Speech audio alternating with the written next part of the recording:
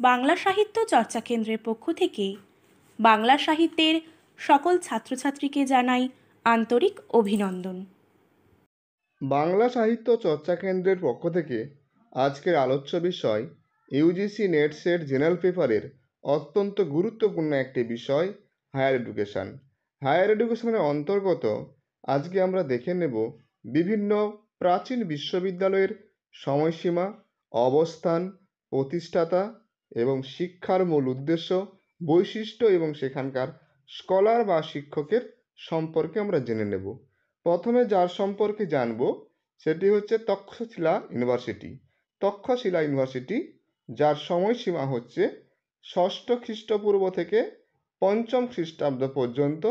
এটি বর্তমানে অবস্থিত রাউলপিন্ডি, পাকিস্তানে, এবং এর প্রতিষ্ঠাতা ছিল ভরত। এবং এখানে মূলত যে শিক্ষাগুলো দেওয়া হতো মেডিসিন, পলিটিক্স এবং ফিলোজফি।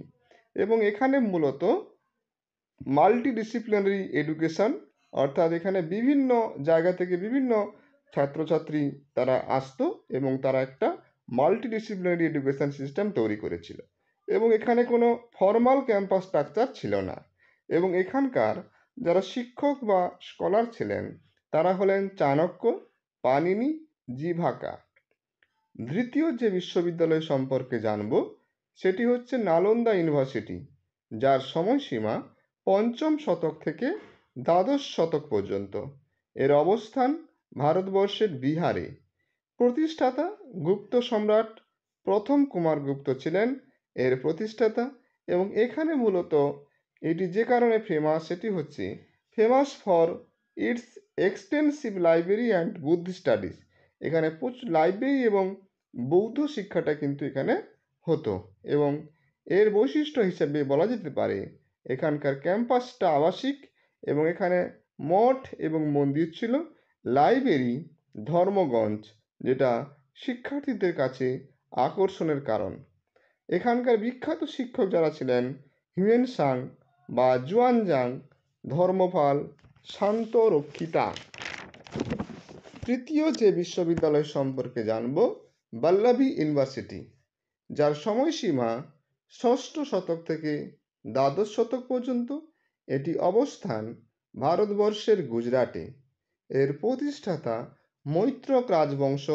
প্রাথমিকভাবে মনে করা হয় রাজা ভট্টারক ছিলেন এর প্রতিষ্ঠাতা।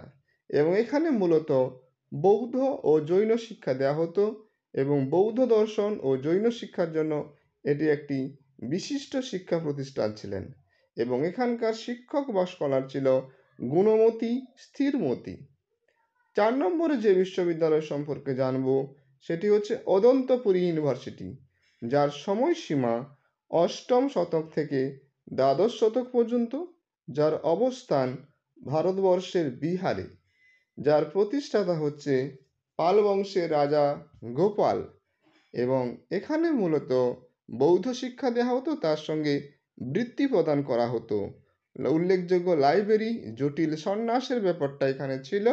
এখানকার শিক্ষক হিসেবে যাদের নাম করা যায় আচার্য শ্রীগঙ্গা বুদ্ধগুহ।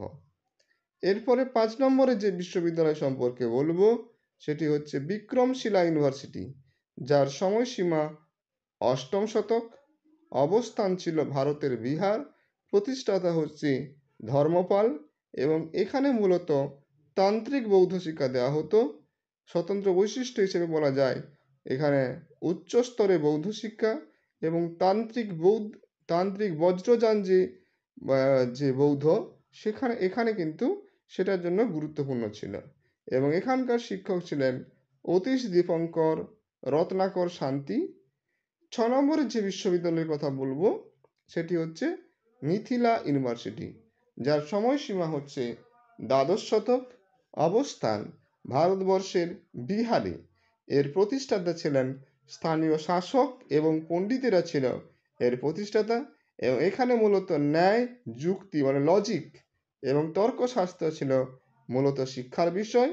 এবং নব্য ন্যায় অর্থাৎ যুক্তিবিদ্যার জন্য এটা খুবই পপুলার ছিল। এবং বাচস্পতি মিশ্র, গণেশা উপাধ্যায় ছিলেন এখানকার শিক্ষক।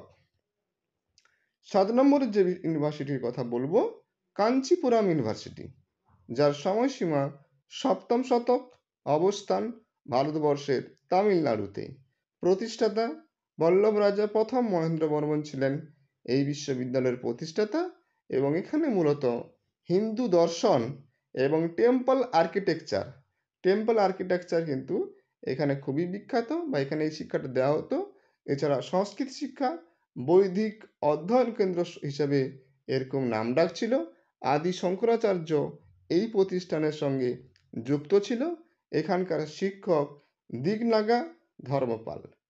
এরপরে যে বিশ্ববিদ্যালয়ের কথা বলবো, নদিয়া বা নবদ্বীপ ইউনিভার্সিটি, যেটা একাদশ শতকে ছিল। একাদশ শতকে এর সময় এর অস্তিত্ব ছিল এবং অবস্থান ভারতবর্ষের পশ্চিমবঙ্গে। প্রতিষ্ঠাতা এখানে সেরকম কোনো প্রতিষ্ঠাতা নেই, তবে সেন রাজবংশের আমলে স্থানীয় গবেষক ও পণ্ডিত মহাশয়রা এটা তৈরি করেছিল, এবং এখানে মূলত নিউ লজিক বা নব্য ন্যায় শিক্ষা দেওয়া হতো।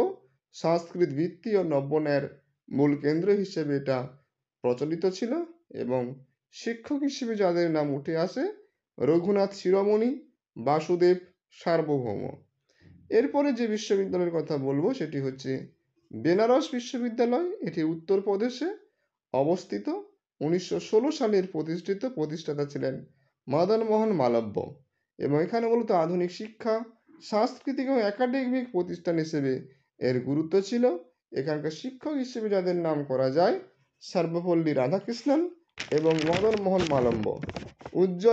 উজ্জয়ন খুবই বিখ্যাত একটি শিক্ষা প্রতিষ্ঠান। এটি মধ্যপ্রদেশে অবস্থিত, এবং এখানে মূলত অ্যাস্ট্রোলজি ও ম্যাথমেটিক্স এগুলোর জন্য বিখ্যাত, এবং বরাহমিহির ও ভাস্করাচার্য ছিলেন এখানকার পণ্ডিত, খুব বিখ্যাত পণ্ডিত।